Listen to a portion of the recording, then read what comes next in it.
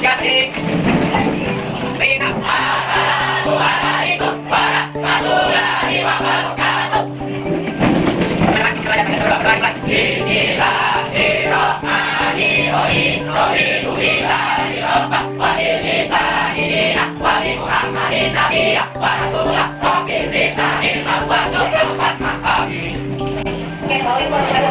Waalaikumsalam warahmatullahi wabarakatuh. Oke, baik, selamat pagi semuanya. Apa kabar hari ini, anak-anak? Baik. Oke, baik. Ada yang bahagia hari ini? Ada.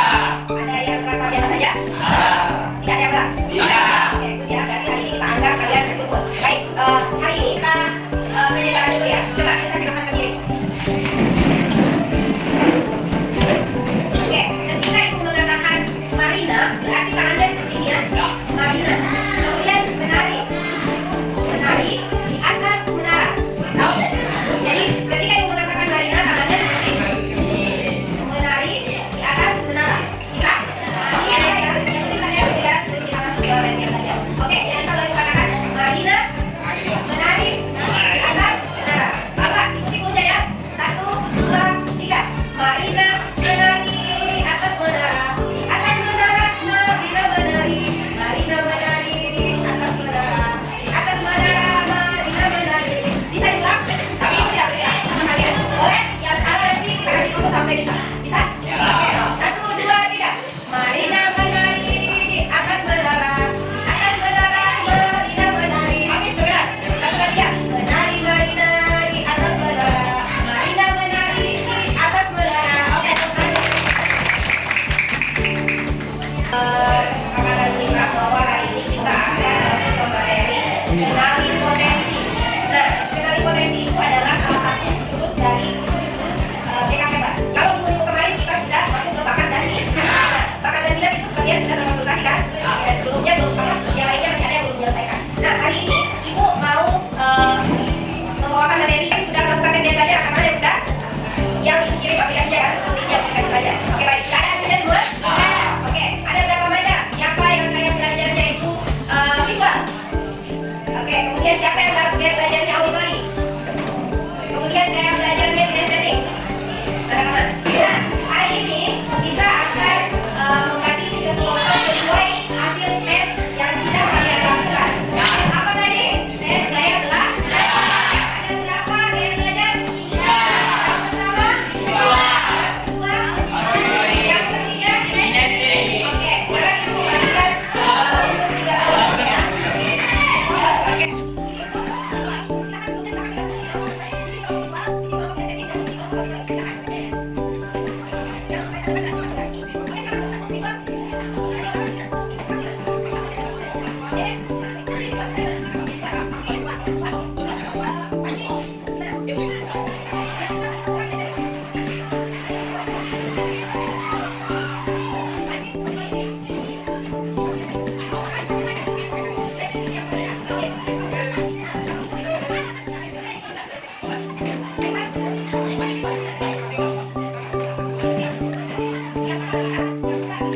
Oke, sudah. Jadi bagikan ya. Sekarang bukunya adalah. Jadi yang pertama, masing-masing menuliskan bukunya.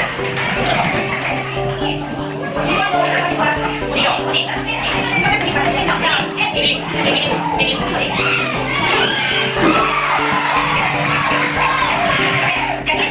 ditulis di kartu di kertas ini.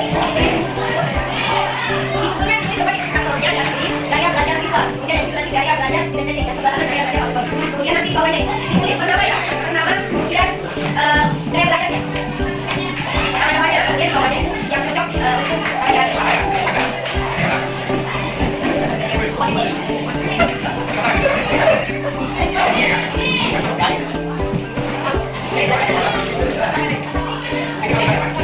Jadi nanti satu orang lagi.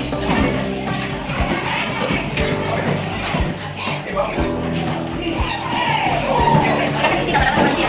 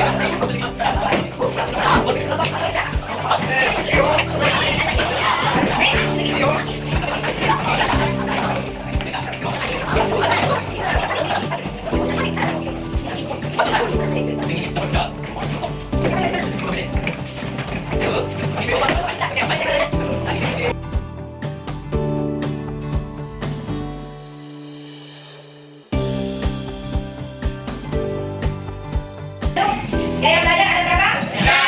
Nah, untuk gaya belajar, kenapa itu menjadi sangat penting untuk mengenali materi kalian? Karena ketika ada guru yang mengajar di kelas, itu perlu diketahui bahwa kalian memiliki gaya belajar khusus. Untuk apa? Supaya kalian bisa lebih mudah memahami pelajaran yang disampaikan. Gaya belajar visual, apa itu gaya belajar visual? Gaya belajar yang lebih mudah menyerap informasi jika dia melihat informasi. Jadi jika dia melihat ada informasi melalui apa? Pertama, bisa televisi atau gambar atau tulisan. Jadi dia bisa lebih mudah mengingat ketika melihat informasi secara terlihat. Itu gaya belajar itu. Nah yang kedua, gaya belajar auditori. Gaya belajar auditori itu akan mudah mengingat ketika dia mendengarkan penjelasan. Ada orang yang kalau dikasih tahu berapa kali dia tidak dengar. Berarti dia gaya belajarnya bukan auditori, tapi dia mungkin bisa saja melihat. Ada orang yang diperlihatkan beberapa kali tutorial, tapi tidak bisa dia ingat. Berarti dia bukan gaya belajar visual. Bisa jadi dia harus mempraktekkan. Ya. Jadi kalau auditori itu lebih mudah mengingat informasi ketika mendengarkan penjelasan. Arti menggunakan telinga auditori. Kalau visual menggunakan mata. Nah sekarang kinestetik. Kinestetik itu ada di kelas ini. Misalnya tidak 1 menit dia suka bergerak. Dia akan bosan ketika guru cuma menjelaskan materi. Dia akan gelisah. Itu berarti dia memiliki gaya belajar kinestetik. Lebih mudah mengingat informasi atau pelajaran ketika dia melakukan praktek langsung. Ya, jadi ada orang yang ketika menerima pelajaran itu tidak bisa ketika hanya cuma melihat, hanya cuma mendengarkan. Pokoknya dia harus mempraktekkan. Ketika dia sudah mempraktekkan, maka dia akan mengingat dengan baik pelajaran itu. Itulah kenapa dikatakan pentingnya gaya belajar diketahui oleh peserta didik maupun guru. Karena apa? Supaya apa yang disampaikan, materi apa yang dituntut ke kalian itu bisa sampai. Ada yang harus melihat, ada yang harus bergerak, praktek menggunakan tangan atau kaki, kemudian ada yang harus mendengarkan. Seperti itu. Jadi itu 3 macam dari gaya belajar visual, auditori, dan kinestetik. Bisa dipahami nggak sampai di sini? Bisa. Nah sekarang kalau pertanyaannya, oh gaya belajar itu, oh seperti ini. Visual tadi sudah ketahuan kan? Oh ya. Kemudian kinestetik sudah ketahuan juga. Sekarang auditori juga sudah ketahuan. Sekarang kita buat cara pembelajaran yang efektif untuk masing-masing gaya belajar. Menurut kalian, ya. Jadi menurut kalian yang visual harusnya cara pembelajaran yang efektif itu seperti apa? Dilakukan di kelas. Silakan ditulis secara pointer di bawah itu di sini. Kemudian itu pun auditori. Silakan ditulis cara pembelajaran yang efektif menurut kalian yang termasuk auditori yang mudah auditori paham itu seperti apa. Silakan ditulis di kantornya. Kemudian kinestetik. Jadi kinestetik juga menulis pointernya cara pembelajaran efektif untuk gaya belajar kinestetik. Ditulislah berapa poin di bawah. Kemudian nanti satu orang bisa presentasikan. Oke, silakan dikerjakan ya sama yang baik karena kalian yang tahu gaya belajar kalian masing-masing. Jadi akhirnya nanti itu kalian bisa diarahkan ke ekskul apa yang cocok. Ya, ekskul gaya belajar visual apa sih yang cocok? Ekskul gaya belajar kinestetik apa yang cocok? Ekskul gaya belajar auditori apa yang cocok? Oke, silakan dikerjakan.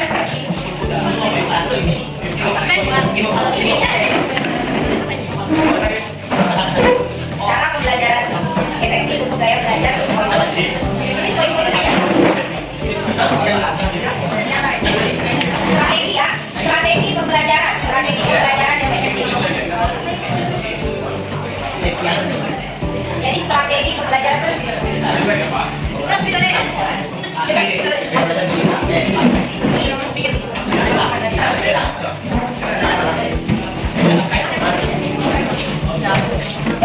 jadi tulis mas strategi.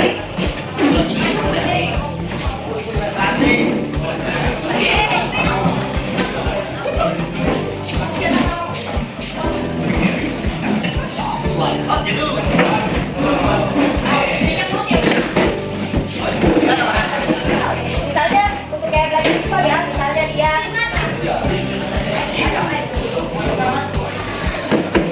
belajar melihat materi PowerPoint misalnya, ya kan? Nah, contoh untuk visual misalnya, pembelajaran yang efektif kalau kami itu belajar ada PowerPoint, kami lihat materinya, itu cocok untuk visual misalnya. Atau yang lain, kami suka menulis, membaca buku, baru simpan di strategi. Kemudian untuk contoh untuk kinestetik, misalnya dia suka praktek pelajaran IPA itu akan terserah mudah ketika kinestetik misalnya melakukan praktek di laboratorium atau melakukan eksperimen tumbuh-tumbuhan dan lain-lain, itu lebih mudah diingat materi. Atau dia lebih suka menulis materi kembali, itu kinestetik. Kemudian untuk auditori, dia lebih suka peka terhadap suara. Jadi ketika dia misalnya pelajaran itu didengarkan di mana? Bisa di YouTube, bisa di televisi, itu auditori bisa. Oke, paham ya? Terserah kalian mau pakai pulpen, mau pakai notes atau